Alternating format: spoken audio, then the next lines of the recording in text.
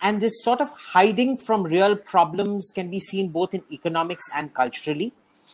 And it can be seen from the fact that even when we call ourselves non-left, we don't even understand what the fundamental principles of the non-left across the world are. Even though the non-left is basically a local creature, everywhere the right is sort of localized into local issues and things like that. There are some basic principles that connect them, which still haven't come into India. But let me give you an example from when the Muslim invasions start. Of course, 732 AD, when, the Arab invasions of the Sindh happened, there's no real memory of it. The real memory of it starts in 1025 when Ghazni comes and smashes the Somnath temple. Right? Now, imagine this is a Jyotirlinga. It is one of the most sacred Shaivite shrines in India. But guess what?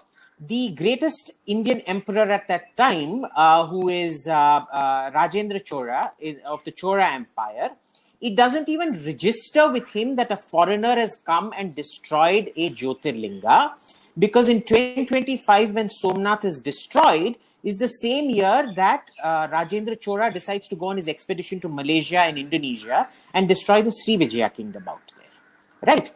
By the time the Delhi Sultanate in the 1100s and 1200s was already coming down deep south, the Pandyas and the Cholas were so completely unaware of all of this that the Pandyas finally in 1279, 1280, they destroyed the Cholas. 30 years later, Malik Kafur comes and destroys the Pandya Empire and kills off everyone. Right? This is the level of, wanting to hide. We can't see beyond our own noses. And in many ways, this also feeds into the so-called Indic culture. Indic. When you're a third rater who can't go anywhere, you call yourself Indic because, you've got a unique idea that nobody else understands. And of course, foreign paradigms that explain everything don't apply to you. Why? Because unlike most primate-derived mammals, our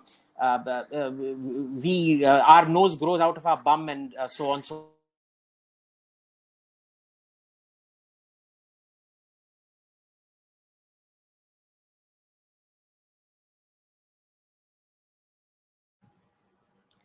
yeah, I think Abhijit has gone offline again.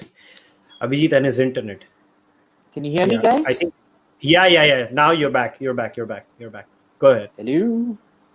Yeah, Abhijit, can you hear us? Can you hear me? Yeah. Okay. So what happens is you see this throughout, that no matter, now there were two groups of nobles who invaded us. The Afghans, of Muslims who invaded us, the Afghans and the Turks. And there was constant competition between them, but they never lost sight of the goal that they were Muslim first in an occupied country, ruling over Kafirs.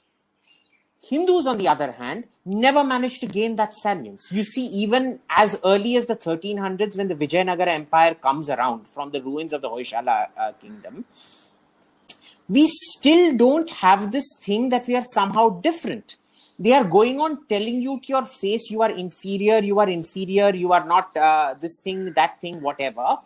And you still don't seem to be able to absorb it because the Vijayanagar kingdom simply does not pass any kind of religiously discriminative legislation. You look at Shivaji as well, when he goes around in his campaigns and things like that, and the Maratha Empire in general, even they do not pass any kind of religiously discriminatory legislation, unlike the Muslim sultanates. Every single Muslim sultanate did, in fact. We also need to see that, the historical record of living separately and in tyranny isn't just unique to India. It has happened in every single Muslim country across the world that you see this, including Spain. Remember, Spain at one point was a Muslim majority country. Everybody seems to forget that. So all this talk of Al-Andalus being this great shining light of tolerance is complete.